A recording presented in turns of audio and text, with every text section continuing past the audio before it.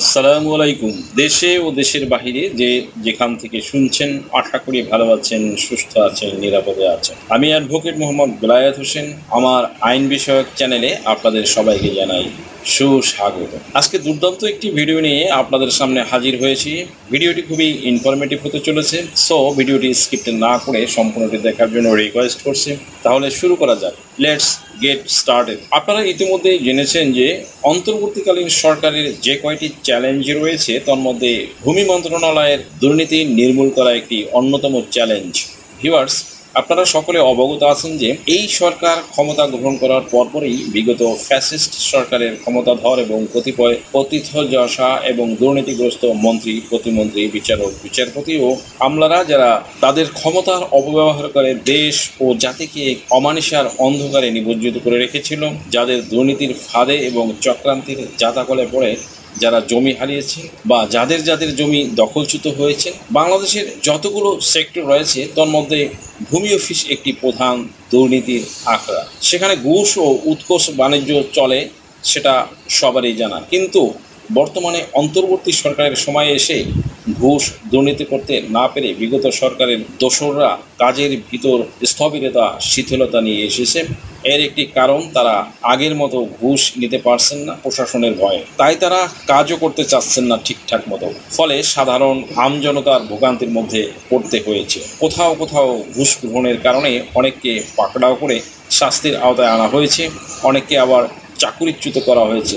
এমতাবস্থায় বিভিন্ন জেলার ভূমি অফিস থেকে নানা রকম অভিযোগ আসছে ছাত্র আন্দোলনের নেতৃত্ব দেওয়া সমন্বয়কদের কানে। তাই তারা এসব দুর্নীতিগ্রস্ত ঘুষ বাণিজ্যে লিপ্ত কর্মকর্তা ও কর্মচারীদের বিরুদ্ধে কঠোর হুঁশিয়ারি দিয়েছেন। তন্মধ্যে হাসনাত আবদুল্লাহ ও নাহিদের দেওয়া ফেসবুক স্ট্যাটাসের হুঁশিয়ারি হুবহু তুলে ধরছে। ভূমি অফিসে ঘুষ নেওয়া নিয়ে সতর্ক বার্তা দিলেন সমন্বয়ক হাসনাত। বৈষম্য বিরোধী ছাত্র আন্দোলনের অন্যতম সমন্বয়ক হাসনাত আবদুল্লাহ ভূমি অফিসে কর্মকর্তাদের ঘুষ নেওয়া নিয়ে সতর্ক বার্তা দিয়েছেন।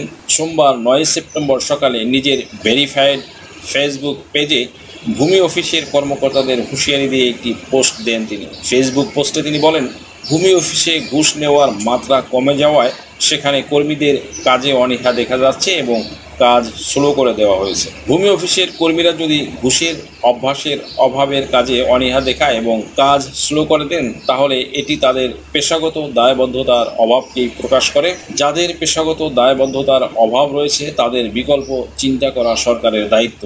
আপনারা যারা কাজ স্লো করে দিয়েছেন, এখনো সময় আছে, সাবধান হয়ে যান, না হয় আপনাদের রিপ্লেসমেন্টও চলে আসবে। অর্থাৎ তিনি কি বোঝাতে চেয়েছেন দর্শক তা তো বুঝতে পেরেছেন যে তার কথার মানে হচ্ছে যে ক্লিয়ার, দ্যাট মিনস পুরাতন ঘুষখোর কর্মচারী-কর্মকর্তাদের পরিবর্তে সেখানে সৎ ও যোগ্য লোকদের বসানো হবে, যাতে সাধারণ আমজনতা তাদের সঠিক ও ন্যায্য ভূমি সেবা নিতে পারে। ভূমি মন্ত্রণালয়ে ঘুষ কমায় যাদের কাজের প্রতি অনীহা, তাদের সতর্ক করলেন নাহিদ। গত সোমবার 9 সেপ্টেম্বর নিজের ফেসবুক পেজে এক পোস্টে এ সতর্কবার্তা দেন তথ্য প্রযুক্তি উপদেষ্টা। ভূমি মন্ত্রণালয়ে ঘুষ দেওয়ার মাত্রা কমে যাওয়ায় যাদের কাজের প্রতি অনীহা তৈরি হয়েছে তাদের সতর্ক করেছেন অন্তর্বর্তী সরকারের ডাক, টেলিযোগাযোগ ও তথ্য প্রযুক্তি উপদেষ্টা মোহাম্মদ নাহিদ ইসলাম। তিনি বলেছেন, ভূমি অফিসে ঘুষ দেওয়ার মাত্রা কমে যাওয়ায় সেখানে কর্মীদের কাজে অনীহা দেখা যাচ্ছে, কাজেরও গতিও কমে দেওয়া হয়েছে। এই অবস্থা থেকে বেরিয়ে না এলে সংশ্লিষ্টদের রিপ্লেসমেন্টের হুঁশিয়ারি দিয়েছেন তিনি। গত সোমবার 9 সেপ্টেম্বর নিজের ফেসবুক পেজে এক পোস্টে এ কথা জানান তথ্য প্রযুক্তি উপদেষ্টা। ওই পোস্টে তিনি লিখেছেন, ভূমি অফিসে কর্মীরা যদি ঘুষের অভ্যাসের অভাবে কাজের অনীহা দেখান এবং কাজ স্লো করে দেন, তাহলে এটি তাদের পেশাগত দায়বদ্ধতার অভাবকেই প্রকাশ করে।